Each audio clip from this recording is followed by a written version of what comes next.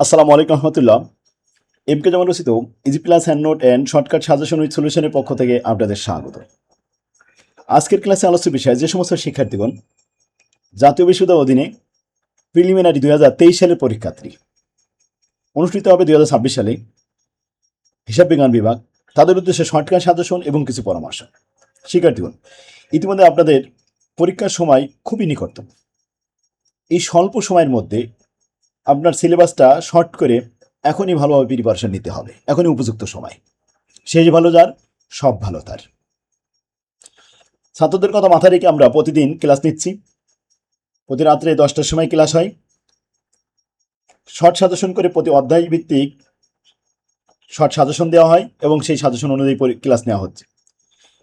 ক্লাসটা চলবে আমাদের পরীক্ষা শেষ না হওয়া পর্যন্ত।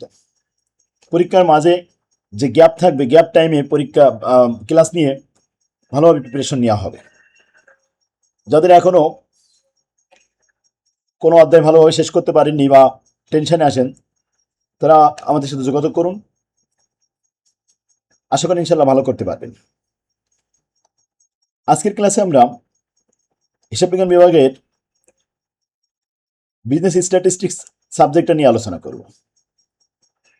বিজনেস স্ট্যাটিস্টিক্স সাবজেক্টটা অনেক সহজ। সিলেবাসে এখানে দেওয়া হয়েছে 10টা অধ্যায়। এই 10টা অধ্যায় থেকে আপনার বি পার্টে 8টা প্রশ্ন আসবে আর সি পার্টে 8টা প্রশ্ন আসবে। আনসার করতে হবে মাত্র 5টা। তাহলে আপনাকে বাছাই করতে হবে অনলি 5টা অধ্যায়। যে 5টা অধ্যায় থেকে প্রতি বছরে ম্যাথ প্রশ্ন আসে এবং সহজ প্রশ্ন, সহজে আপনি বুঝতে পারবেন, ঠিক সেই 5টা অধ্যায় আপনি সিলেক্ট করবেন। তো হিসাব বিজ্ঞান বিভাগের সিলেবাসটা আমরা অলরেডি পেয়ে গেছি। দেখেন, কোড নাম্বার 312507, এখানে 412507।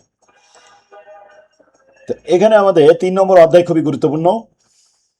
3 নম্বর অধ্যায় অঙ্ক আছে 1 আর 2, এটা থিওরি লিখে বেশি নাম্বার পাওয়া যায় না, এজন্য ম্যাথগুলো একটু টাচ করবেন, তাহলে নাম্বার আসবে ভালো। 3 নম্বর অধ্যায় অঙ্ক, 4 নম্বর অধ্যায় অঙ্ক, 5 নম্বর অধ্যায় অঙ্ক। 3, 4, 5, 6, 7। তাহলে 3, 4, 5, 6, 7, 5টা অধ্যায় হয়ে গেল।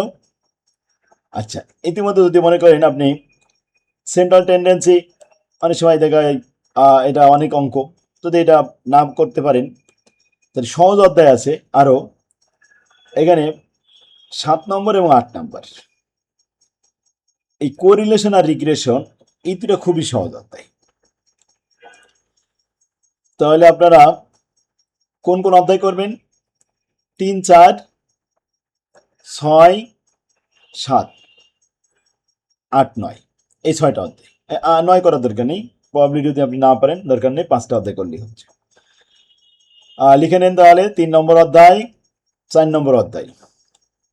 প্রশ্ন কিন্তু 5 নম্বর থেকেও আসবে, যদি আপনি 5 নম্বর না পারেন, তাই এখানে একটু সময় লাগে বেশি। তাহলে 2টা অধ্যায় হলো 3, 4, এবার 6, 7, 4টে অধ্যায় হয়ে গেল, আর 8, কয়টা? 5টা অধ্যায় হয়ে গেল না? এই 5টা অধ্যায় থেকে আপনি 5টাই প্রশ্ন পাবেন। বি পার্টেও 5টা পাবেন, সি পার্টেও 5টা পাবেন। এই 5টার ভিতরে যদি আপনি 4টে অঙ্ক মিলাতে পারেন, তাও তো আপনার জন্য অনেক কিছু। এ প্লাসের কাছাকাছি রাখতে হবে। এভাবে আমরা প্রত্যেকটা সাবজেক্ট যদি অধ্যায় ভাগ করে নিই, সেই অনুযায়ী যদি আমরা পড়াশোনা শুরু করি এখনই, একটা সাবজেক্টের জন্য 3 থেকে 4 দিন যথেষ্ট টাইম। সারা বছর পড়েননি, কোনো টেনশন নেই, যেহেতু সুযোগ পাননি, বিভিন্ন কর্মব্যস্ততায় ছিলেন। মাস্টার্সে এসে পিলি মাস্টার্স আর মাস্টার্স ফাইনাল ইয়ারের ছাত্ররা কিন্তু অধিকাংশ সবাই 95%, 99% কিন্তু কর্মব্যস্ততায় থাকে, তারা কিন্তু ফ্রি থাকে না, আমরা জানি। সেজন্য ছাত্রদেরকে আমি রেডিমেড করে খুব সুন্দরভাবে গুছাই আমার বইগুলো তৈরি করে থাকি। ছাত্রদের সমস্যা আছে, ছাত্ররা সময় মতো আমার সাথে যোগাযোগ করে না। আপনারা মাস্টার্স ফাইনাল ইয়ারে উঠে ভর্তি হওয়ার সাথে সাথে আমার সাথে যোগাযোগ করবেন, তাহলে মাস্টার্স ফাইনাল ইয়ার আপনি অনেক ভালো রেজাল্ট করতে পারবেন। সারা বাংলাদেশে আমার স্টুডেন্টরা অনেক ভালো রেজাল্ট করে। তো আসুন আমরা অধ্যায় ভিত্তিক একটু সাজেশন দেখে আসি। 3 নম্বর অধ্যায় যে অঙ্কগুলো করবেন, সে অঙ্কগুলো এখানে প্রবলেম নাম্বার দিয়ে দিচ্ছি, 8, 9, 5, 6, 1, এগুলো করলেই এনাফ। 4 নম্বর অধ্যায় থেকে যে অঙ্কগুলো করবেন, এখানে পেজ নম্বর সহ প্রবলেম দিয়ে দিচ্ছি। 5 নম্বর অধ্যায়, এই যে এই অঙ্কটা করলে এনাফ। 6 নম্বর অধ্যায়ের অঙ্ক এই কয়টাই যথেষ্ট, এর বেশি করা লাগবে। কোরিলেশন 7 নম্বর অধ্যায়, খুবই সহজ একটা অধ্যায়। এখানে আপনার যে কটা অঙ্ক দিয়েছি, প্রবলেম 5, 6, 9, 12, আর 2 নম্বর ফরম্যাটের প্রবলেম 6 এবং 7। 8 নম্বর যে রিগ্রেশন, এটা অনেক সহজ।